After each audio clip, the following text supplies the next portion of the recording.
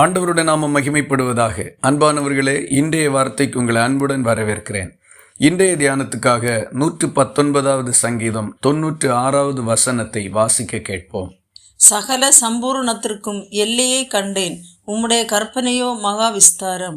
இந்த வசனம் உலகத்தின் ஆசீர்வாதங்களையும் தேவனுடைய கற்பனைகளையும் ஒப்பிட்டு சொல்லப்பட்டிருக்கின்றது. பணம் ஆசீர்வாதமானதாக இருக்கின்றது, ஆனால் அதற்கு ஒரு எல்லை இருக்கின்றது.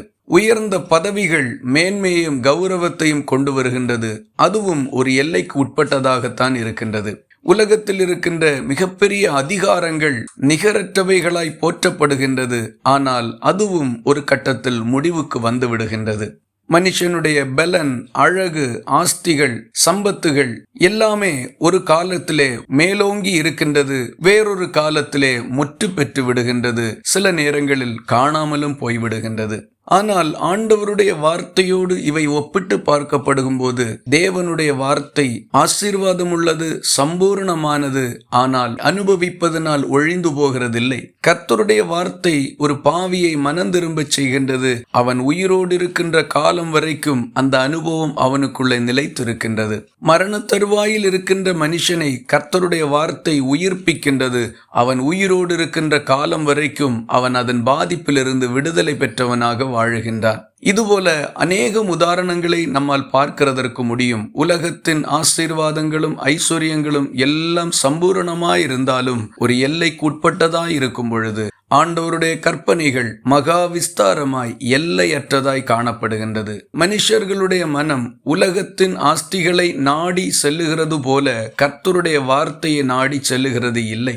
உலகத்தினுடைய மேன்மைகளுக்கு முக்கியத்துவம் கொடுக்கப்படுகிறது போல கர்த்தருடைய வார்த்தைகளுக்கு முக்கியத்துவம் கொடுக்கப்படுவது இல்லை என்பதுதான் ஒரு கசப்பான உண்மையாக இருக்கின்றது. இந்த காலை வேளையிலே உலகத்தின் காரியங்களுக்கு அதிக முக்கியத்துவம் கொடுக்கின்ற நாம் மகா விஸ்தாரமான தேவனுடைய கற்பனைகளுக்கு அதிக முக்கியத்துவம் கொடுத்து வாசித்து தியானித்து அவைகளை கை கொண்டு வாழ முன் வருவோம், மறவாதிருப்போம், அதிலே இடைவெளி உண்டாகாமல் காத்து கொள்ளுவோம், ஆசீர்வாதங்களை பெற்றுக் கொள்ளுவோம். இந்த வார்த்தைகள் இந்த நாள் முழுவதும் உங்களுக்கு ஒரு ஆசீர்வாதமாய் இருப்பதாக. ஜெபிக்கலாமா?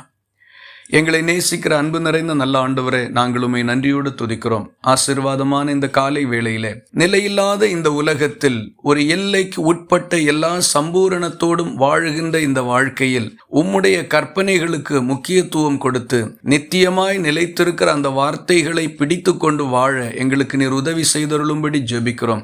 எந்த சூழ்நிலையிலையும் வசனத்திற்கு முக்கியத்துவம் கொடுப்பதை நாங்கள் குறைத்து விடாதபடி எங்களை காத்துக்கொள்ளும். ஜெபத்தை கேட்டதற்காக ஸ்தோத்திரம். இயேசு கிறிஸ்து மூலம் வேண்டிக் கொள்கிறோம் எங்கள் அன்புள்ள நல்ல பிதாவே, ஆமேன். கர்த்தர் தாமே உங்களை ஆசீர்வதிப்பாராக.